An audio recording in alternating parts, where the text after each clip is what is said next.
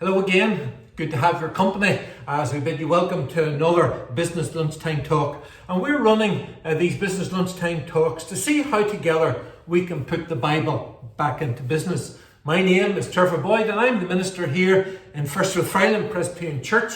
You can keep in touch with us through our YouTube channel by clicking on the subscribe button, and that will allow you then to get our weekly updates.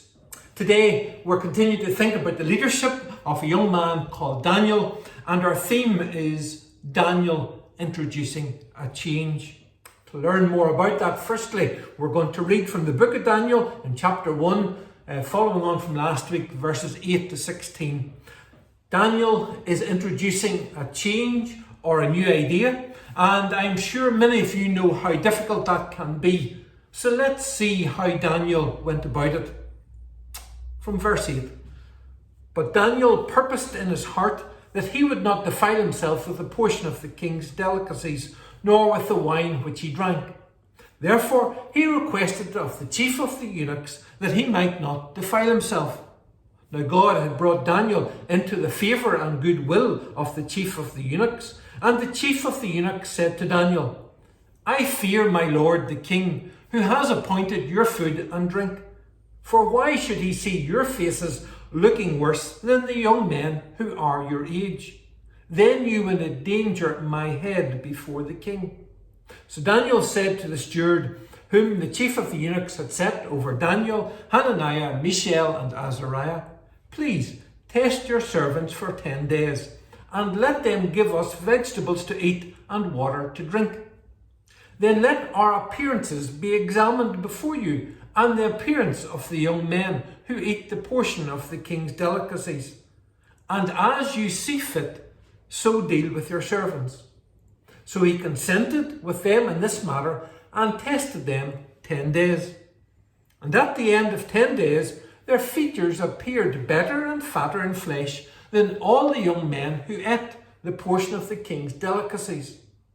Thus the steward took away their portion of delicacies and the wine that they were to drink, and give them vegetables. And we finish there at verse 16. Now, evidence suggests that none of us like change, and as individuals, some cope with change better than others. When companies change things, it has to be done in a measured way to get both employees and customers to adapt to that change in a positive way. Today, we're focusing on how Daniel persuaded the person in authority to change the system. Now, some of you, depending on your experiences, you may well say, well, Daniel was a glutton for punishment. Why didn't he leave well enough alone? The system was that Daniel and his friends were to be served food from the king's table, and Daniel, on their behalf, objected. These four, Daniel, Shadrach, Meshach and Abednego, they were part, as you remember, of a larger group of captives. But these four had become a subgroup on their own with Daniel as their leader. He was the one who spoke on their behalf. He was the one who spoke to the person in charge of them. Remember that these are young men, most likely in their late teenage years, probably around 18, 19, heading for 20. They're captives, they're far from home. And Daniel becomes the model of a secure leader. He was the one who steps up to the plate, and he was the one that we will see led in various ways for 60 years. Daniel was by no means an insecure leader. He developed and matured over time, but he was secure. On the other hand, we come across insecure leaders. And insecure leaders are those leaders who lead out of worry and ambition. They're always looking around the corner, always looking over their shoulder to see what's happening. They tend to be a bit more skeptical. They feel the need to promote themselves rather than letting their work speak for them. They're often impatient, and they're often not willing to wait for results. They're driven by ambition, so much so that they have that tendency to cut corners. They can So doing, they can hurt people's feelings. They're only inclined to look out for number one. But Daniel wasn't like that. Daniel was a secure leader, and verse 8 of our reading gives us the answer. But Daniel resolved that he would not defile himself with the king's food or with the wine that he drank. So Shadrach, Meshach and Abednego, they joined with Daniel in making this resolution. Daniel and his friends, they declined the king's food. They wanted to change the thing. They wanted to do it differently. But they went about it, you'll notice, in a respectful way. God had given Daniel favour and compassion in the sight of the official, the person who looked after them. The person that looked after them, when he was approached about the change, he said, I fear my lord the king, who assigned your food and your drink. For why should he see that you were worse in condition than the youths who are of your own age? So you would endanger my head with the king. Daniel was able to see where the complications lay. Daniel's first request, we see it's first met with favour and compassion. Probably because Daniel was diplomatic. He used the right language. He came across in the right way. He approached it with diplomacy. The king's servant, naturally, was resistant to any change. Why would you rock the boat? If something's working, why would you change it? The king's servant was resistant to the change. And he was honest enough to explain his fears. He was afraid of losing his job and ultimately losing his life. And when he did so, then Daniel came back and offered a solution. Daniel didn't want to risk the eunuch's head, and instead he put the proposition in such a way that Daniel was willing to take the risk, and only for a few days, for a specific time. So after the 10 days, Daniel and his friends turned out on their diet to be in better health than anyone else. And so the king's servant put everyone else on the same diet.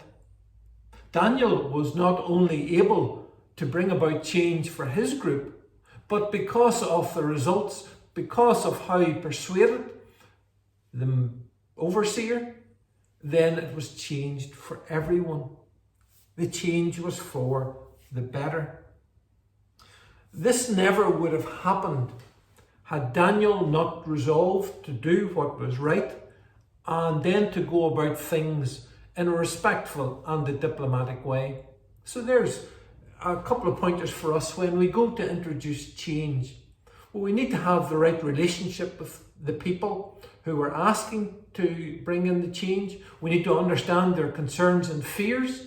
We need to be respectful, and we need to be diplomatic.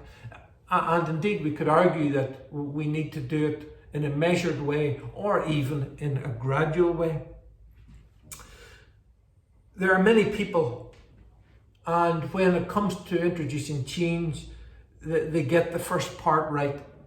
They have clarity, and they're about what they want to do, and they're resolved about how they want to do it.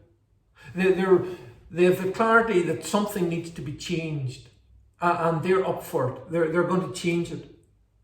But then the struggle comes with how to introduce the change, how to make things happen, how to win hearts and minds so that people will follow through, how to acknowledge that people will be concerned about how the change could negatively affect them.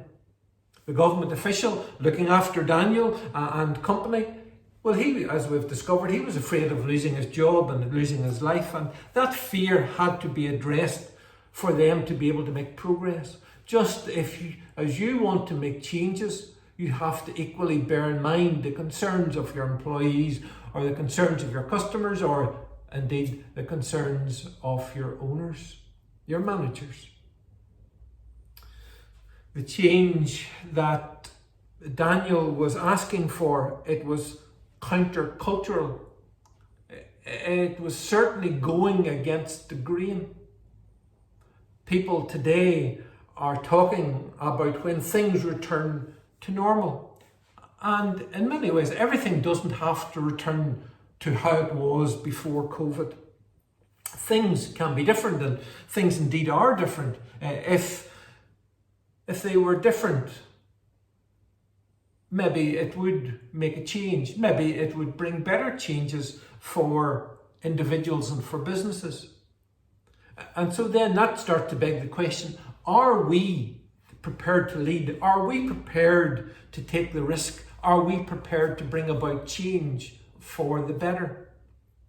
Notice the wisdom with which Daniel approaches this problem. He doesn't go on a hunger strike. He doesn't say, no, I'm not eating that food and you'll have to sort it out before I eat anything else. No, he went about it in a diplomatic way. He proposed an experiment, and that's described in detail in verses 11 to 16. And there's an exchange, there's communication, there's interaction between Daniel and the official. So when we're introducing change, there needs to be plenty of communication so that each party knows what's involved and what's concerned. Daniel asked for them to be tested for 10 days. At the end of the 10 days, they looked better. The result was visible. Daniel seeks compromise with gentleness, not confrontation. He suggested a time-limited experiment so that everybody concerned knew the starting point and the finishing point. And finding compromise involves discerning the interests of each party and then finding a way to meet the needs of all as far as that is possible. So today, which changes are you brave enough to introduce into your business? Can I challenge you as a minister here in First Rathfriland? Can I challenge you to keep Sunday as a day of rest? And we know that there are companies and shops and businesses that do keep Sunday, and we're thankful for that. But can we encourage more of you to keep Sunday as a day of rest for you and your family and for your staff? Major supermarkets are currently pushing for extended Sunday opening hours in the run up to Christmas to try and make up for lost trade. Or that's their argument. As consumers, can I challenge myself? Can I challenge you who are consumers to change your buying habits and avoid having to shop on Sunday? Because labour is typically the greatest cost for most shops. If a shop, think about this now, if a shop is able to reduce its labour costs by 1/7 or 14%, would that not result in a gain for both employer and employee? Not such a bad idea, maybe. Well, Tesco already do it on the Isle of Lewis by not opening on a Sunday.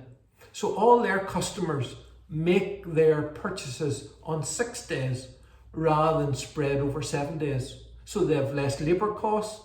So surely that's going to have a positive impact on their profit. Something for you to think about, and even if you want to send me a message or correspond.